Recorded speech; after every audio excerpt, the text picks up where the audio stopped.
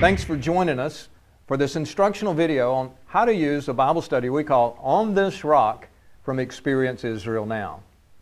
Jesus had a practice of asking his disciples to follow him. He would say something like, "Come, follow me." And he might not say anything else for a while.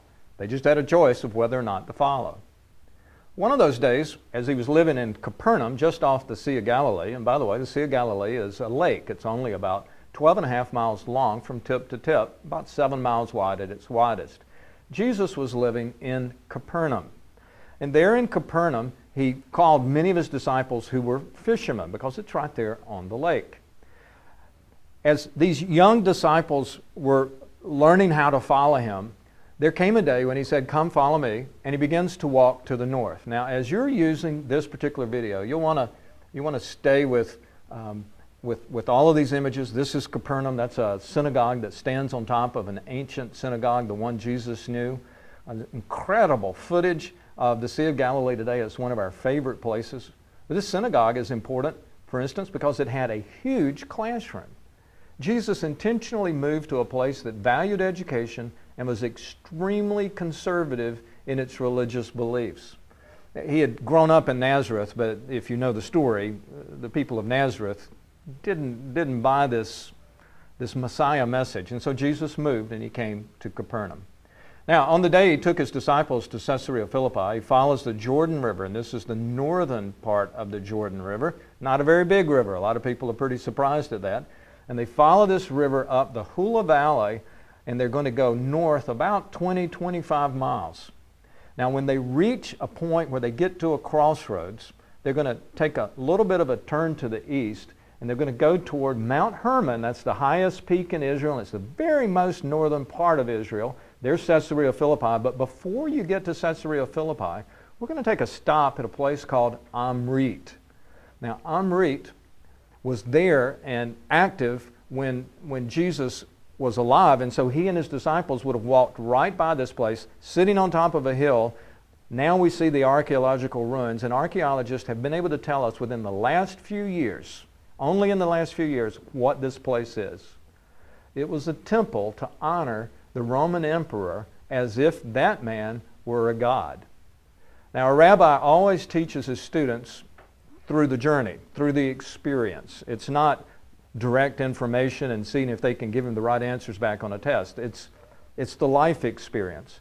So now here they go past this place, and those young disciples have been walking with a man who can heal the blind, he can heal any sickness. He's walked on water. He's stopped a storm right in its tracks. He's done all of these things, and they walk by this temple that looks glorious.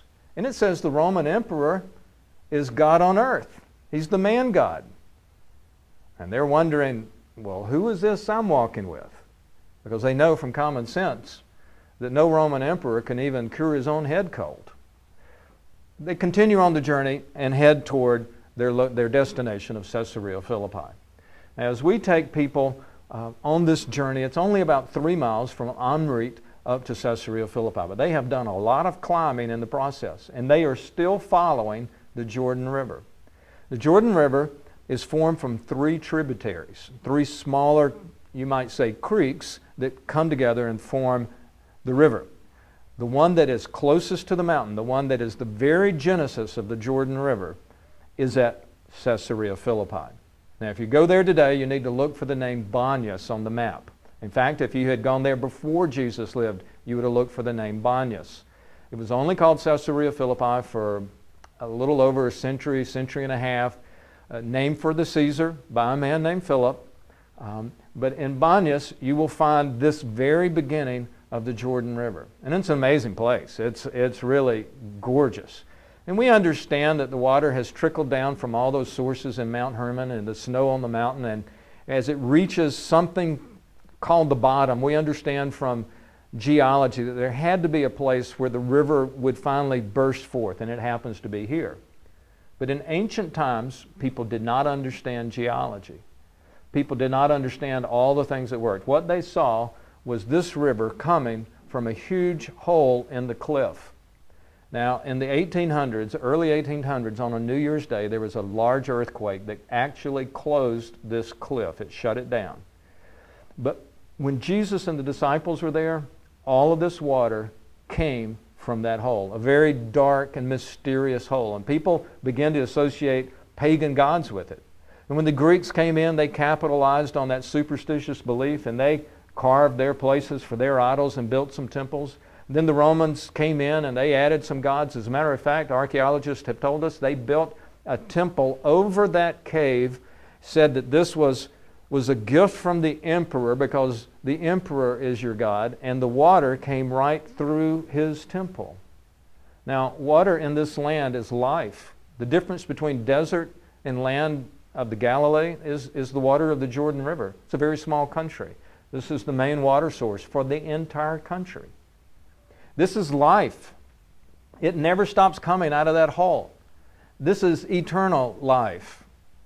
And those who were there had given credit for this incredible gift from God to pagan gods and even the Roman emperor. Now, there's some more about this history that the background support information will help you connect with. The short end of it is, this was the most evil place in all of Israel. Banyas, named for Pan, a derivative of Pan would be the B sound, and the Pan god, half man, half goat, all evil, had dominated this area for a long time. And the evil that had gone on here was sexual, and it also involved sacrifice, and for a season of time, even child sacrifice. This place, you could not find a more evil corner of Israel. You could not find a more surprising place for a rabbi to take his disciples. Imagine a pastor of his church discovering that a Sunday school teacher of young teenage boys had taken those boys to a strip club for a lesson on purity and on self-control. One of those two men is going to lose his job. I mean, this is just not something that's done.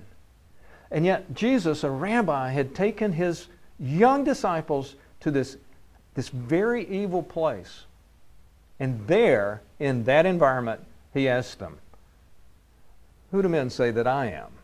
Surrounded by all of these gods, where do I fit in? Well, Simon is the one who will speak for the group. He's the oldest. And he gives some good answers. Jesus then says, "But what about you? Who do you say that I am?" And Simon steps across the line. Maybe seeing that temple at Amrit made a difference. Maybe being here made a difference. Maybe it was something in his heart that made a difference. But he said, "You're the Christ, the Son of the living God." This is all nonsense gods. These are rock gods. This is silly. This is sad. This is sick. You're the one we've been waiting on. And Jesus said, that's the right answer. You know, Jesus gave Simon a new name at that point. Up to that day, he had always been called Simon. His mother, his father, his brother, they'd all called him Simon. Jesus says, "I'm going to call you the Rock." That's what Peter means. It's we might say Rocky. It's a good man's name, don't you think? And he said, "On this rock I will build my church, and the gates of Hades will not prevail against it." But there's one more detail about this place that you need to know. That mysterious cave where all the water came from, they called it the gates of Hades.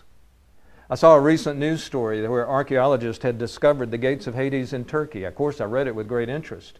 It was another mysterious hole where steam and hot water came out of it. And they could tell by the ruins around it that the people had made it a place of pagan worship. And so they said this was the gates of Hades. Any mysterious hole in those ancient cultures where they credited whatever mystery was there to their pagan, very evil gods became the gateway to the underworld. This was a very demonic kind of place that Jesus had taken them to. Now, there are three interpretations, as I see it, of how we could interpret what Jesus was saying in this location. First of all, a little church history helps us. Obviously, the Catholic Church says that this is where we get our tradition of a pope. Jesus made Simon, who he gave a new name to, Peter, and therefore the Pope gets a new name too. He made him the leader of the church. I'll give you the keys to the kingdom. Whoever you forgive, I'll forgive. So he said some very important things to Simon, now known as Simon Peter. Another interpretation from church history is that the Protestant church came along some 1600 100 years after this event took place, after about 13 centuries of the Catholic Church having primary rule in Europe, the Protestant Church says, you know, we don't think it was about the person, we think it was about what he said. And the Protestants became a confessional people.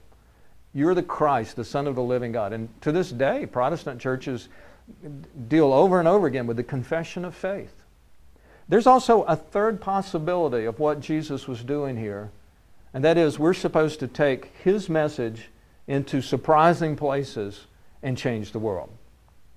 I want you to think about this. When's the last time Caesarea Philippi had seen a Jewish rabbi? I mean, there were Jewish people there, but they didn't go to Jerusalem.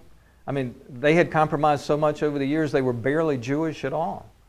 And now here comes the most famous rabbi of their day, the miracle-working wonder, this Jesus, who may even be the Messiah. And he came to them. I think Jesus might have been saying something like this. You know, guys, I know you didn't expect to ever come up here, and I would assume they never expected us to be here. But we are here, and we're not going to go away. We're going to bring this movement, not a building, this movement to places like this. And instead of them changing so many people, we're going to change them.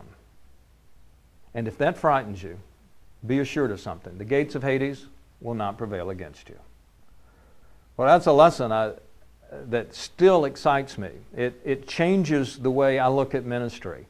Instead of perhaps trying to shut down a business in our community that is doing wrong things, let's set up a ministry to the people who are involved in that and who probably very soon will need some help to get out of it. It will completely refocus the idea of whether we build a building or an outreach, or maybe somehow we use all of it together. It's a lesson that's very important because on this rock, Jesus builds his church. And I think that lesson may be more important today than it has been in generations and generations and generations. And one more thing. The water that came out of this hole was obviously credited to what you might call demonic forces. And when Jesus asked for people to follow him, he chose one sign. He said, if you want to follow me, here's what I'd like you to do. I'd like you to be lowered down into enemy territory and be raised back up completely unharmed.